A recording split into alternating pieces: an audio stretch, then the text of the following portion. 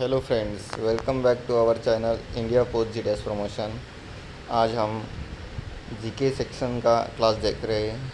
इसमें हम most important topic देखेंगे जो एमटीएस, पोस्टमैन और पीएससी एग्ज़ाम में पूछे जाते हैं।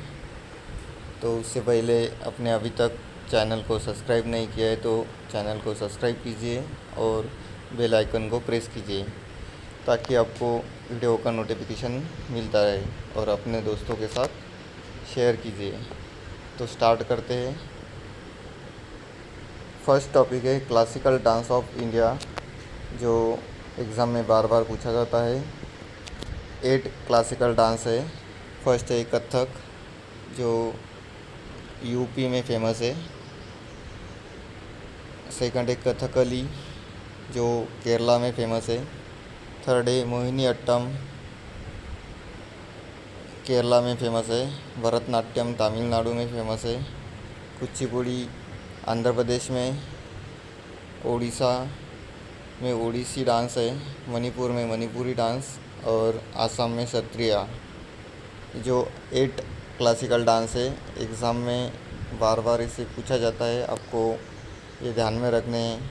यूपी में कथक, केरला में कथकली और मोहिनी अट्टम, तमिलनाडु में भरतनाट्यम, आंध्र प्रदेश में कुचिपुड़ी, ओडिशा में ओडिसी, मणिपुर में मणिपुरी और आसाम में सत्रिया।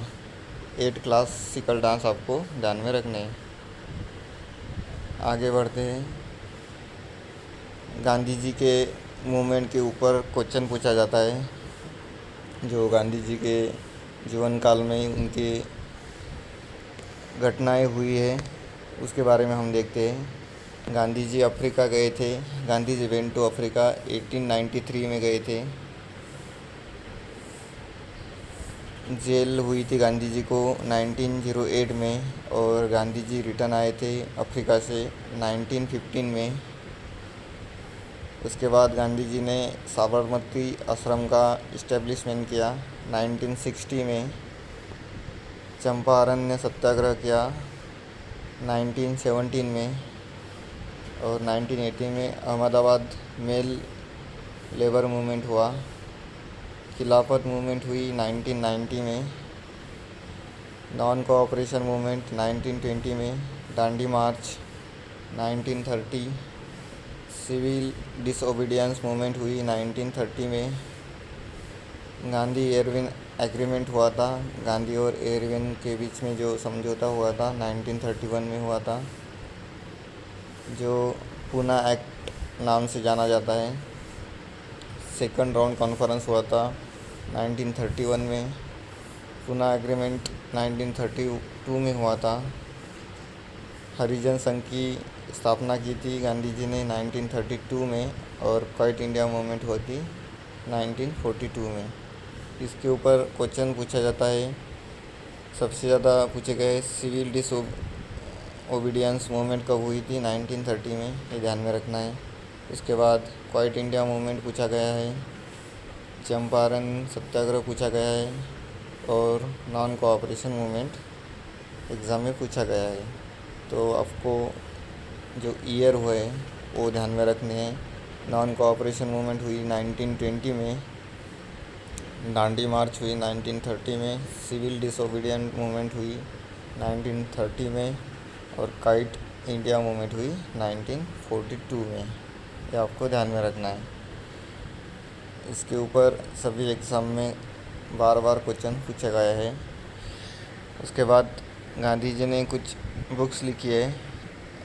फर्स्ट है इंडिया ऑफ माई ड्रीम।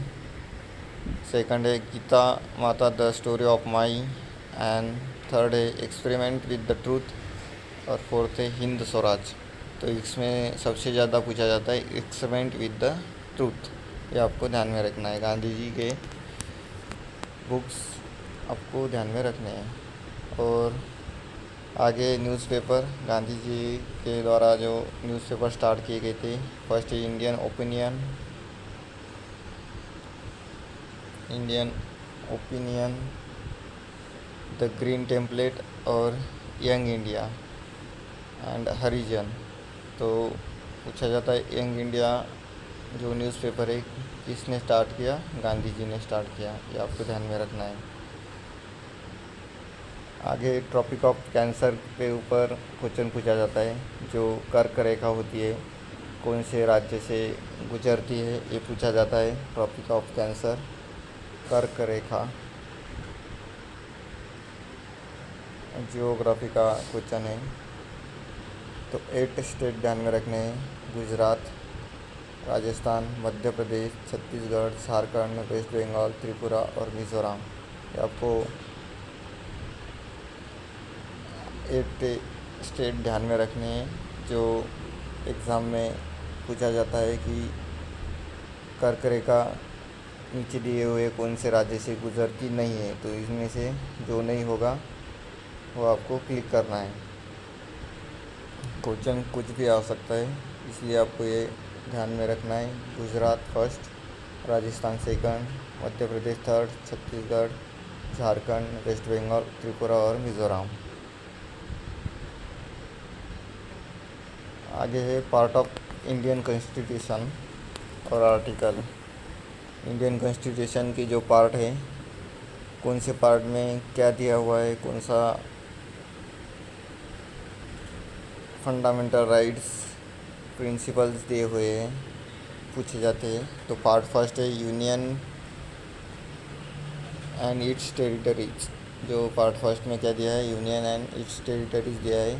संघ क्षेत्र दिया है और संघ के क्षेत्र का आर्टिकल कौन से 1 to 4 आर्टिकल है, ये पूछा जा सकता है।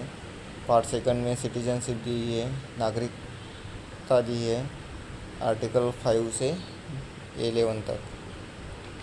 पार्ट थर्ड में फंडामेंटल राइट्स दिया है, आर्टिकल 12 to 35। पार्ट 4 में दिया है directive principle of state policy, जो राज्यों के मौलिक कर्तव्य है उसके बारे में दिया है, आर्टिकल 36 to 51। पार्ट 4A में दिया है फंडामेंटल ड्यूटीज़, आर्टिकल 51 में दिया है।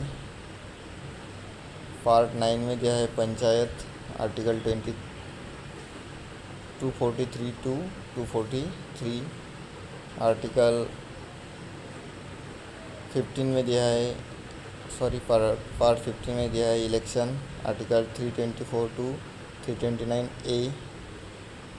पार्ट 17 में दिया है ऑफिशियल लैंग्वेज, आर्टिकल 343 to 351। जो 22 ऑफिशियल लैंग्वेज कॉन्स्टिट्यूशन में दी है, जो पार्ट 17 में दी है। पार्ट 18 में है इमरजेंसी प्रोविज़न, जो आर्टिकल 352 to 360 में दिया है। जो इमरजेंसी प्रोविज़न लगाया जाता है, प्रेसिडेंट जो रहते हैं वो इमरजेंसी प्रोविज़न लगा सकते हैं। जो आनी बानी रहती है वो किस पार्ट में है, 18 कॉन्स्टिट्यूशन के पार्ट दिए हुए हैं। और पार्ट 20 में जो है कॉन्स्टिट्यूशनल अमेंडमेंट दिया है, आर्टिकल 368। ये मोस्ट इम्पॉर्टेंट है। कॉन्स्टिट्यूशनल अमेंडमेंट जो कुछ कॉन्स्टिट्यूशन में सुधार करना हो या कोई अमेंडमेंट करनी हो तो आर्टिकल 368 का यूज़ किया जाता है, जो दिया है पार्ट 20 में। आपको इसमें ध्यान में रखना है citizenship part second, fundamental right part third, directive principle part 4 और पार्ट 4A में फंडामेंटल ड्यूटीज़, पार्ट 17 में ऑफिशियल लैंग्वेज और पार्ट 20 में कॉन्स्टिट्यूशनल अमेंडमेंट। ये आपको ध्यान में रखना है। और आर्टिकल के बारे में पूछा जाता है, राइट टू इक्वलिटी दी है आर्टिकल 14 to 18 में, ये पूछा गया है एग्ज़ाम में। राइट टू फ्रीडम दिया है 19 to 22 में। अगेंस्ट एक्सप्लॉयटेशन दिया है आर्टिकल 23 to 24। आर्टिकल 25 to 28 दिया है रिलीजियस फ्रीडम, धार्मिक स्वातंत्र्य दिया है। एजुकेशन के बारे में और कल्चर के बारे में आर्टिकल 29 to 30 में बताया गया है। और कॉन्स्टिट्यूशनल रेमेडीज़ जो होती है आर्टिकल 32 में दिया है। जो आपके ऊपर कोई अत्याचार होता है तो आप आर्टिकल 32 का यूज़ करके रीट का यूज़ कर सकते हैं। रीट दी है हमने पहले जो लेक्चर लिया है उसमें रीट लिए हेबियस कॉर्पस, मैंडामस, ये आपको समझाया था किस चीज़ के लिए यूज किया जाता है। अगर कोई आपको जेल हो गई और आपको लोअर कोर्ट ने ऑर्डर दिया है तो आप सुप्रीम कोर्ट में जा सकते हैं रीट का यूज़ करके, ये बताया गया है। आगे का टॉपिक है फर्स्ट वुमन इन इंडिया, जो एग्ज़ाम में पूछा जा सकता है। फर्स्ट वुमन प्रेसिडेंट कौन है? प्रतिभा पाटिल। उसके बाद फर्स्ट वुमन प्राइम मिनिस्टर है इंदिरा गांधी। फर्स्ट लोकसभा स्पीकर है Meera Kumar. First governor in India state Sarojini Naidu. First UPSC president है मिलियनर बेथू। फर्स्ट वुमन रूलर है, शासन करती कौन है? रजिया सुल्तान। चीफ मिनिस्टर है सुचिता कृपलानी, ये पूछा गया था एमटीएस और पीएस एग्ज़ाम में पूछा गया था। फर्स्ट चीफ मिनिस्टर सुचिता कृपलानी। फर्स्ट यूनियन मिनिस्टर थी अमृत कौर। फर्स्ट कांग्रेस प्रेसिडेंट थी Annie Besant. First Indian ambassador थे विजय लक्ष्मी पंडित। और फर्स्ट एससी जज थी फातिमा बीबी। फर्स्ट वुमन आईएएस हुई है अन्ना जॉर्ज। फर्स्ट वुमन आईपीएस है Kiran Bedi. First Nobel laureate यानी कि नोबेल पुरस्कार विजेता है mother Teresa. First woman mayor है तारा चेरियन। फर्स्ट वुमन यूनिवर्स है सुष्मिता सेन। तो आपको इसमें पूछा जाता है फर्स्ट चीफ मिनिस्टर पूछा जा सकता है, फर्स्ट लोकसभा स्पीकर पूछा जा सकता है, उसके बाद फर्स्ट गवर्नर पूछा जा सकता है, फर्स्ट एससी जज यानी कि सुप्रीम कोर्ट जज कौन है? फातिमा बीबी, ये पूछा जा सकता है। आपको ध्यान में रखना है, ये बार बार एग्ज़ाम में पूछा गया क्वेश्चन है। आगे की स्लाइड है Indian religious and social and national movement. जो इंडियन रिलीजियस हो और नेशनल मूवमेंट हुई है, किसने कौन सा समाज स्थापन किया है, कौन सी सोसाइटी स्थापन की है, ये बताया गया है। ब्राह्मो समाज है 1828 में राजा राम मोहन राय ने स्टार्ट किया था ब्राह्मो समाज। उसके बाद 1875 में आर्य समाज स्टार्ट किया था स्वामी दयानंद सरस्वती ने। उसके बाद प्रार्थना समाज 1867 में आत्माराम पांडुरंग ने प्रार्थना समाज स्टार्ट किया था। रामकृष्ण मिशन स्वामी विवेकानंद ने स्टार्ट किया था 1875 में। इसमें कन्फ्यूजन हो सकता है आर्य समाज और रामकृष्ण मिशन में। तो रामकृष्ण मिशन किया था स्वामी विवेकानंद ने और आर्य समाज किया था स्वामी दयानंद सरस्वती ने। आज़ाद हिंद फौज 1842 में राज बिहारी बोस ने स्टार्ट किया था। हम आज़ाद हिंद फौज लिखे तो सुभाष चंद्र बोस से लिख सकते हैं, लेकिन आज़ाद हिंद फौज किया था राज बिहारी बोस ने। एमटीएस एग्ज़ाम में ये पूछा गया था क्वेश्चन। उसके बाद वेद समाज था आचार्य केशव चंद्र सेन। एशियाटिक सोसाइटी की थी विलियम जोन्स ने, जो इंग्रज था। सत्यशोधक समाज किया था ज्योतिबा फुले ने 1873 में। आत्मीय सभा की थी राजा राम मोहन राय ने। पूना सार्वजनिक सभा की थी MG Ranade. East India association किया था दादा भाई नौरोजी ने। आपको मोस्ट इम्पॉर्टेंट है रामकृष्ण मिशन, आज़ाद हिंद फौज, ब्राह्मो समाज, पूना सार्वजनिक सभा और एशियाटिक सोसाइटी, ये आपको ध्यान में रखनी है। आज़ाद हिंद फौज के ऊपर क्वेश्चन पूछा गया है और ब्राह्मो समाज के ऊपर क्वेश्चन पूछा गया है। आगे भी इसके ऊपर रिपीट क्वेश्चन आ सकता है, आपको ये ध्यान में रखना है। आगे है वेदांत कॉलेज किया था राजा राम मोहन राय ने 1825 में। अलीगढ़ एग्लो कॉलेज किया था सर सैयद अहमद खान ने। स्वराज पार्टी, ये भी मोस्ट इम्पॉर्टेंट, स्वराज पार्टी की थी जवाहरलाल नेहरू ने। खिलाफत मूवमेंट की थी अली ब्रदर्स ने, और गदर पार्टी की थी लाला हरदयाल और मदन मोहन मालवीय। ये भी पूछा गया था एग्ज़ाम में। गदर पार्टी किसने स्टार्ट की थी? लाला हरदयाल और मदन मोहन मालवीय। ये आपको ध्यान में रखना है। उसके बाद कुछ प्रोजेक्ट के बारे में पूछा जाता है, इसके ऊपर भी क्वेश्चन एग्ज़ाम में आता है। तो फर्स्ट है भाखरा नांगल प्रोजेक्ट कहाँ पे है? सतलज नदी पे है। पंजाब, हरियाणा, हिमाचल प्रदेश और राजस्थान को इसका लाभ होता है, भाखरा नांगल प्रोजेक्ट का। उसके बाद व्यास वैली है व्यास रिवर पे, जो राजस्थान, पंजाब, हरियाणा, एसपी को लाभ देती है। दामोदर वैली है दामोदर रिवर पे, ये आपको ध्यान में रखना है। हीराकुंड डैम सबसे इम्पोर्टेंट है। हीराकुंड डैम ये बार बार एग्ज़ाम में पूछा जाता है। कौन सी नदी पे है? महान नदी पे है और उड़ीसा राज्य में है, ये आपको ध्यान में रखना है। चंबल प्रोजेक्ट है चंबल रिवर पर, राजस्थान और एमपी में। नागार्जुन सागर प्रोजेक्ट है कृष्णा रिवर पे, ये भी पूछा जाता है एग्ज़ाम में। नागार्जुन सागर प्रोजेक्ट या नागार्जुन सागर डैम कहाँ पे? कृष्णा रिवर, आंध्र प्रदेश और तेलंगाना में।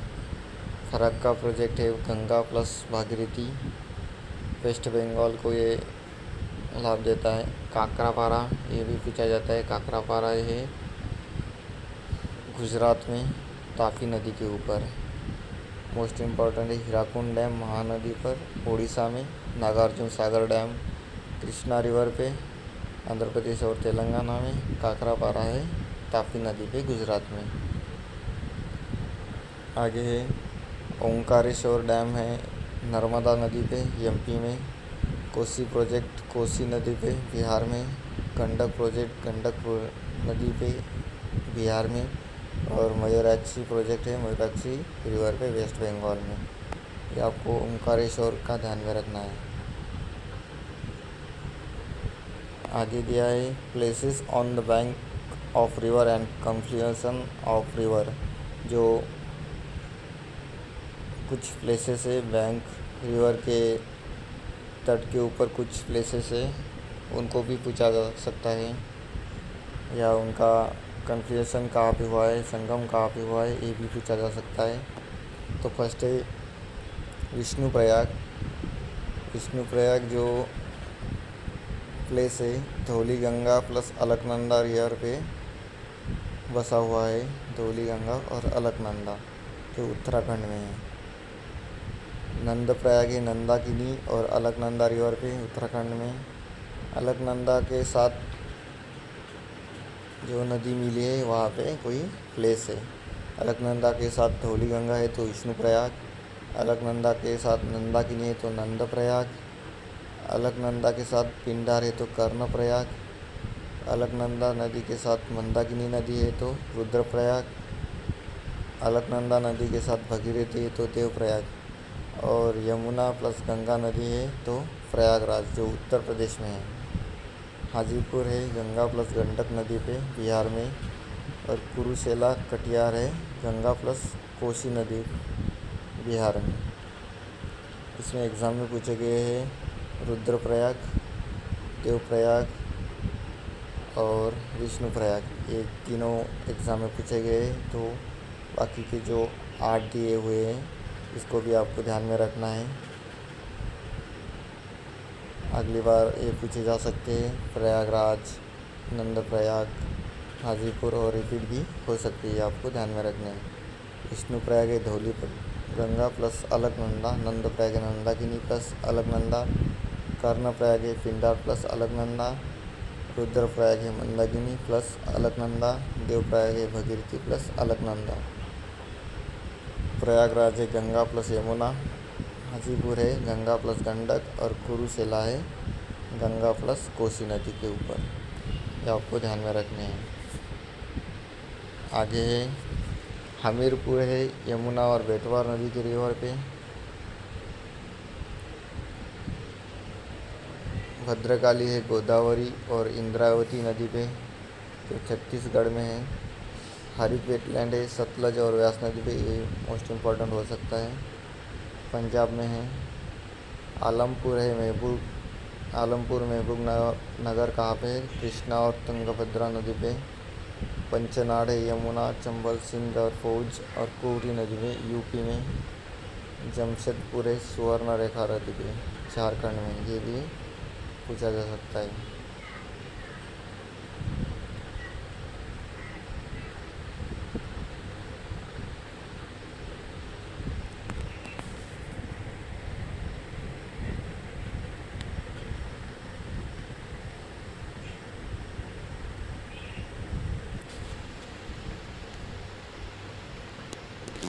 आगे कुछ 2024 में भारत रत्न दिए गए हैं। भारत रत्न अवार्ड, भारत रत्न अवार्ड 3 लोगों को दिया जाता है। हर साल 3 लोगों को दिया जाता है। इस साल 5 पर्सन को दिया हुआ है। जो 5 पर्सन के बारे में पूछा जा सकता है। नीचे दिए हुए कौन से आदमी को भारत रत्न अवार्ड नहीं मिला है या मिला है, ऐसा क्वेश्चन आ सकता है। तो फर्स्ट है कर्पूरी ठाकुर, जो सीएम थे, सॉरी फॉर्मर सीएम थे, चीफ मिनिस्टर।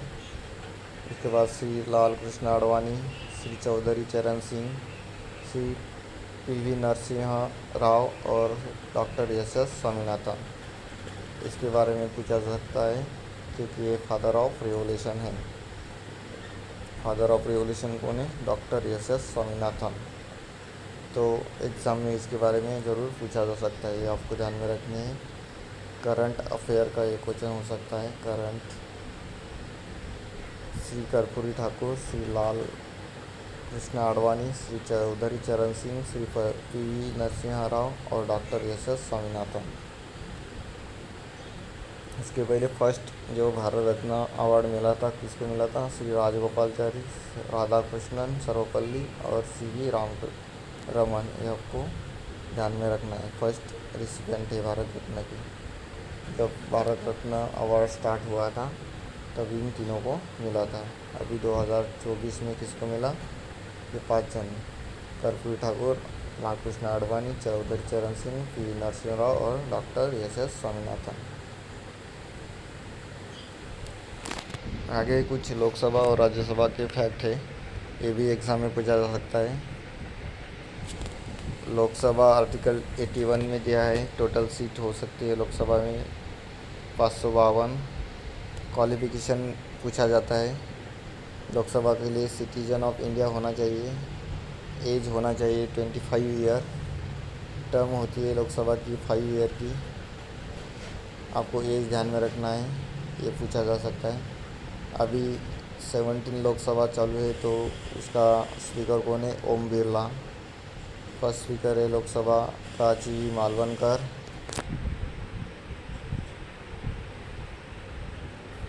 उसके बाद लीडर ऑफ लोकसभा है पीएम मोदी और member are elected by people of nation. जो लोकसभा के मेंबर होते हैं उसको इलेक्ट कौन करता है? नेशन के पीपल करते हैं। तो ये आपको फैक्ट ध्यान में रखने हैं।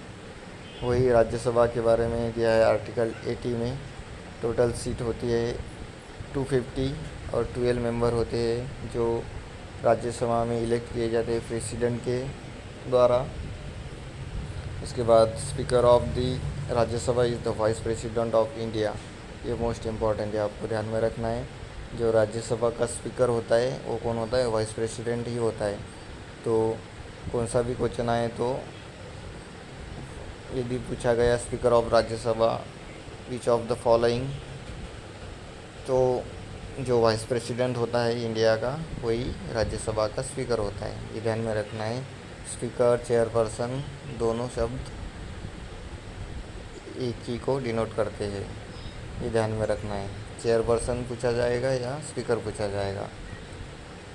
राज्यसभा का मेंबर होने के लिए एज कितनी होनी चाहिए? 30 ईयर होनी चाहिए, ये ध्यान में रखना है। लोकसभा के लिए 25 और राज्यसभा के लिए 30। Present vice president of India कौन है? जगदीप धनखड़, 14th। ये पूछा गया था एग्ज़ाम में, करंट अफेयर में पूछा गया था 2022 के एग्ज़ाम में। उसके बाद फर्स्ट स्पीकर ऑफ राज्यसभा कौन थे? एस राधाकृष्णन थे।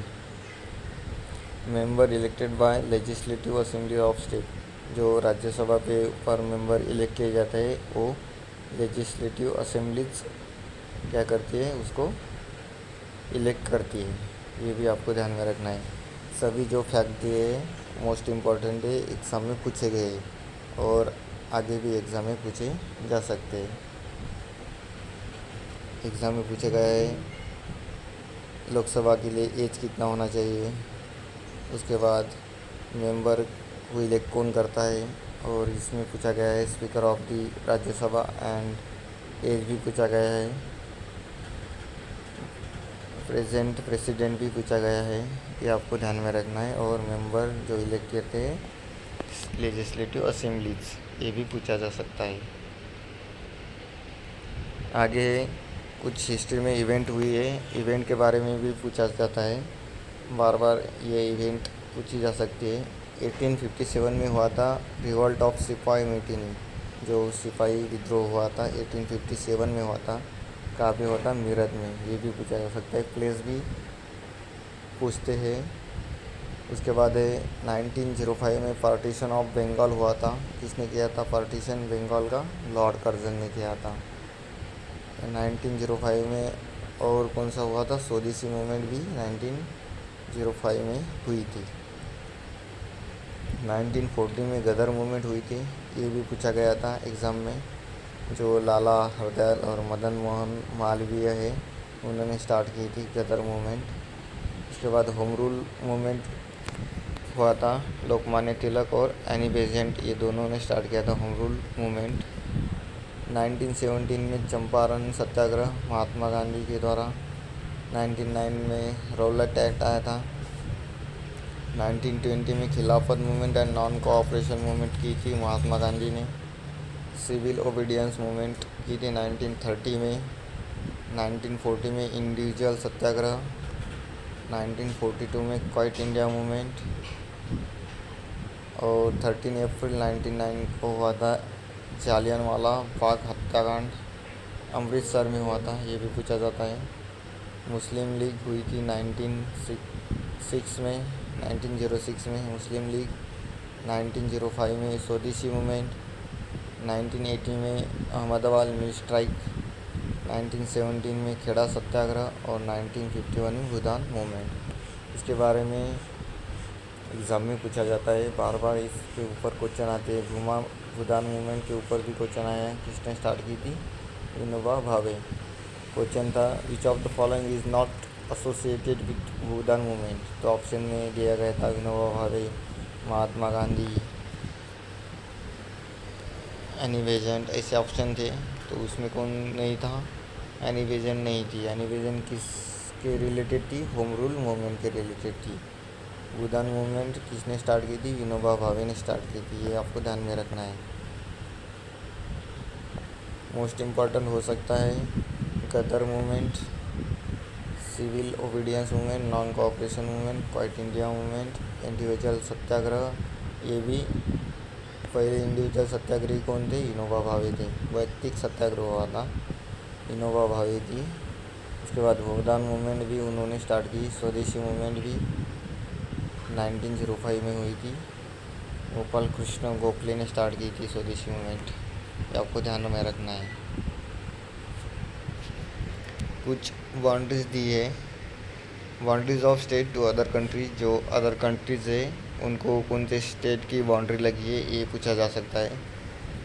पाकिस्तान को 4 स्टेट लगे हैं, जम्मू कश्मीर, गुजरात, पंजाब और राजस्थान। आपको इंडिया का मैप देखना है और इंडिया के मैप के ऊपर ये ऑब्ज़र्व करना है कि कौन से स्टेट की बाउंड्री कौन से कंट्री के साथ लगी हुई है। तो पाकिस्तान की है जम्मू कश्मीर के साथ, गुजरात के साथ, पंजाब के साथ और राजस्थान के साथ। उसके बाद चाइना है, जम्मू कश्मीर जो ऊपर की साइड में आता है, जम्मू कश्मीर, हिमाचल प्रदेश, उत्तराखंड, सिक्किम और अरुणाचल प्रदेश। जब आपको मैप रीडिंग आएगा तब ये अपने आप ध्यान में आएगा।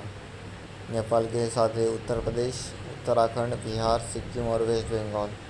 भूटान के साथ ही सिक्किम, वेस्ट बंगाल, आसाम और अरुणाचल प्रदेश। बांग्लादेश के साथ है मिजोरम, आसाम, वेस्ट बंगाल, त्रिपुरा और मेघालय। और उसके बाद है अफ़गानिस्तान के साथ है जम्मू और कश्मीर।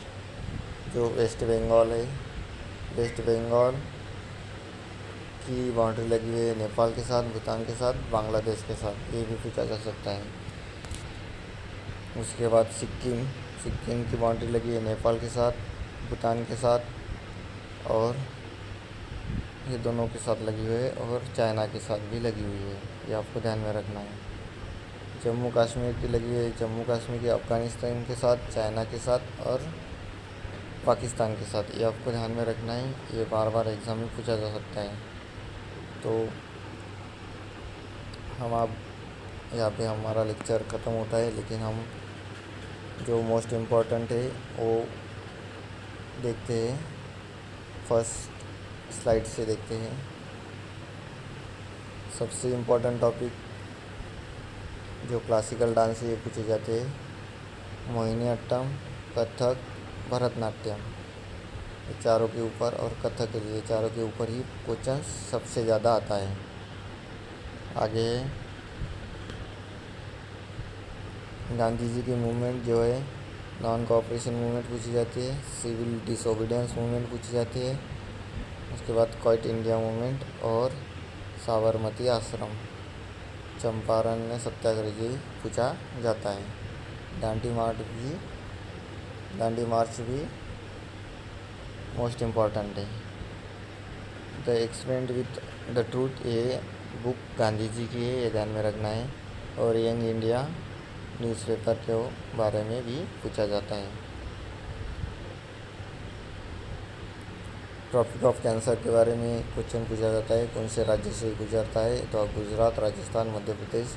ये भी एक बार आपको इंडिया के मैप से करना है। इंडिया का मैप ऐसा, ये आपको ऐसे ध्यान में रखना है। इंडिया का मैप, सॉरी,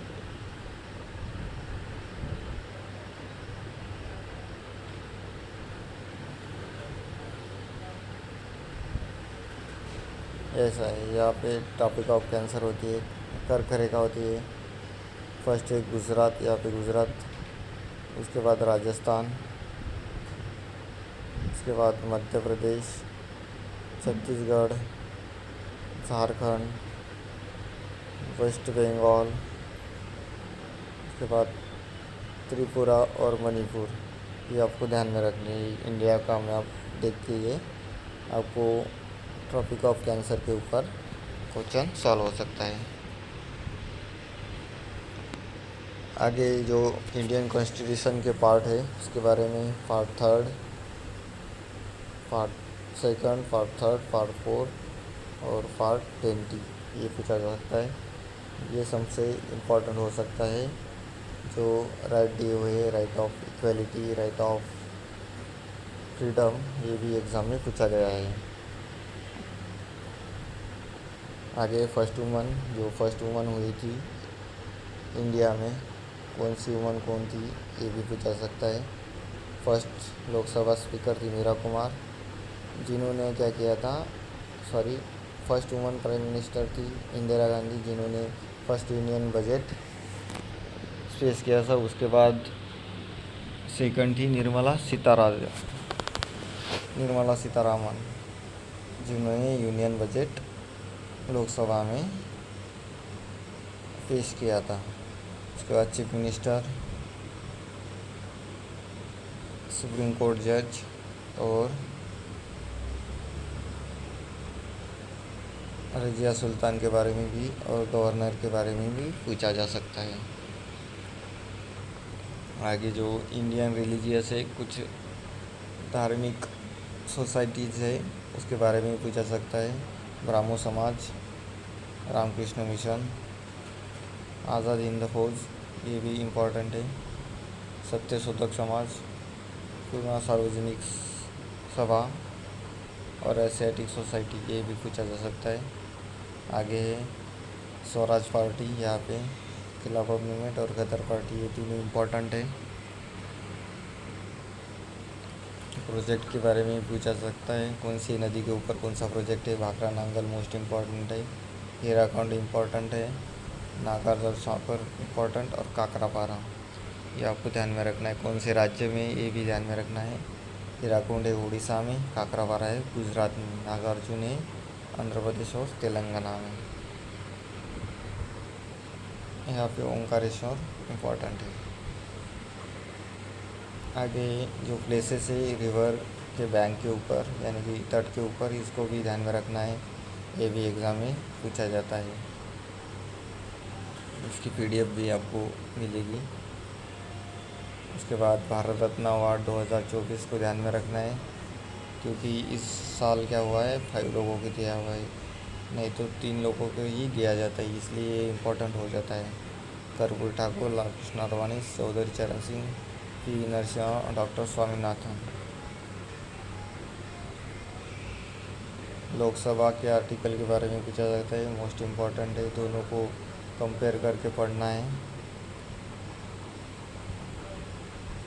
इसमें इम्पोर्टेंट मेंबर होते हैं, मेंबर कौन इलेक्ट करता है और प्रेजेंट में कौन स्पीकर होता है, ये भी पूछा जा सकता है। करंट का क्वेश्चन भी आ सकता है। हिस्ट्री के इवेंट के बारे में हमने देखा था।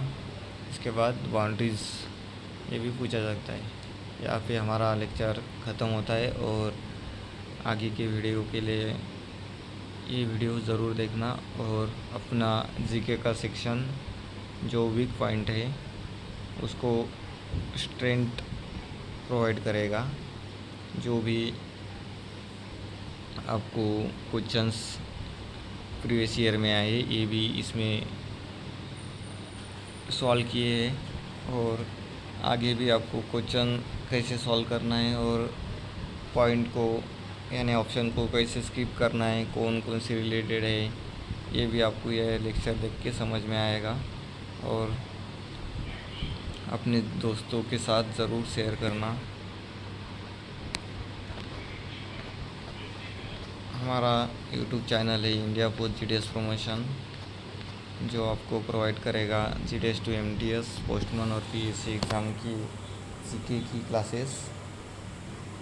तो please share and subscribe and press bell icon.